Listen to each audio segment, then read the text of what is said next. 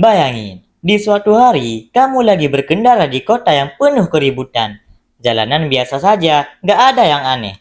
Tapi tiba-tiba, sebuah mobil di depan kamu kehilangan kendali.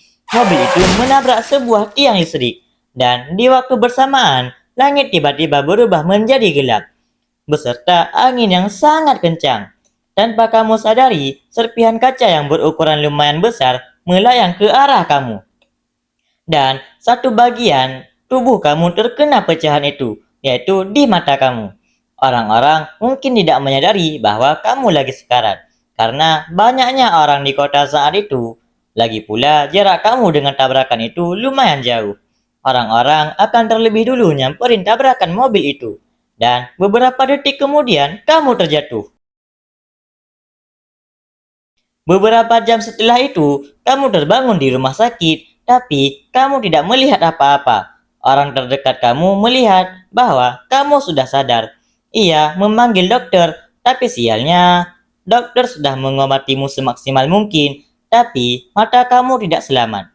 Dokter pun menyatakan bahwa kamu tidak bisa melihat lagi.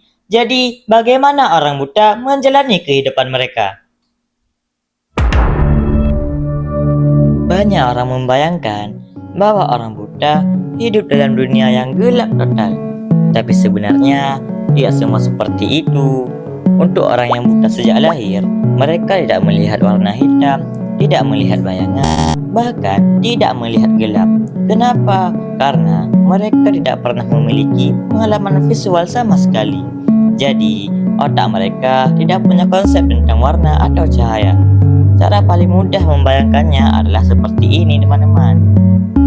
Coba kamu bayangkan, melihat sesuatu dari belakang kepala kamu. Tidak ada gambar kan? Seperti itulah yang dirasakan oleh sebagian orang buta sejak lahir. Nah, sekarang coba kamu bayangkan, seseorang yang dulunya bisa melihat, lalu kehilangan penglihatannya.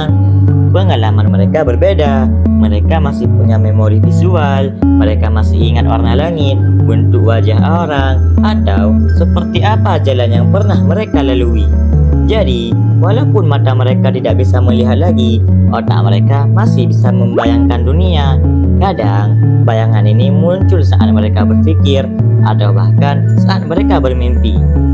Tapi tetap saja, itu hanya berasal dari ingatan, bukan dari apa yang mereka lihat sekarang. Tanpa penglihatan, tubuh manusia akan beradaptasi. Orang buta tidak benar-benar kehilangan dunia. Mereka hanya merasakannya dengan cara yang berbeda. Pendengaran menjadi jauh lebih penting. Mereka bisa mengenali arah dari suara langkah, mengetahui ruangan dari gema suara, bahkan menilai jarak perubahan suara di sekitarnya. Sentuhan juga jadi sangat penting. Dengan tangan, mereka bisa membaca bentuk benda, merasakan tekstur, dan memahami lingkungan.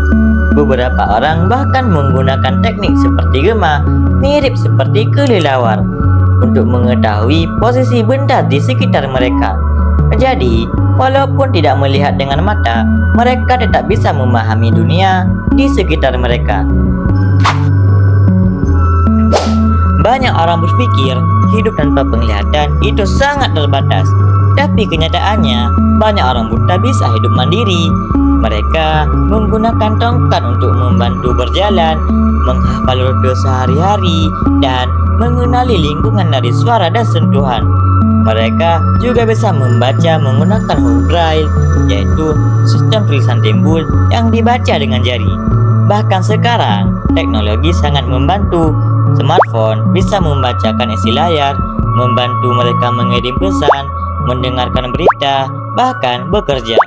Artinya, walaupun tidak bisa melihat, mereka tetap bisa menjalani kehidupan modern. Hal yang paling luar biasa adalah bagaimana otak manusia beradaptasi.